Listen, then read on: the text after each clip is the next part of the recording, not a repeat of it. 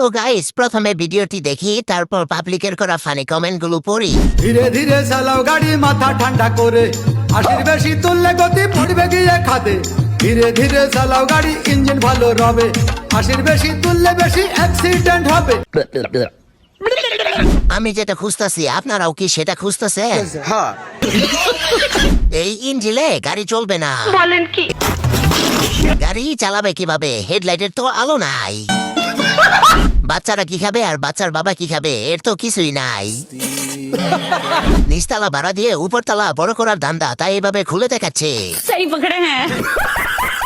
গাছ হিসাবে তো ফল ছোট, সমস্যা নাই, ধীরে ধীরে চালিয়ে যাও, ফল বড় হবে। প্যাকেটের তুলনায় চিপস কম, 10 টাকা না 5 টাকা দিব। আফা বড় করতে চাইলে জনিদার সাথে যোগাযোগ করে। বাইসা গেছি এখনো ডাব, নারিকেল হলে তো উপায় ছিল না।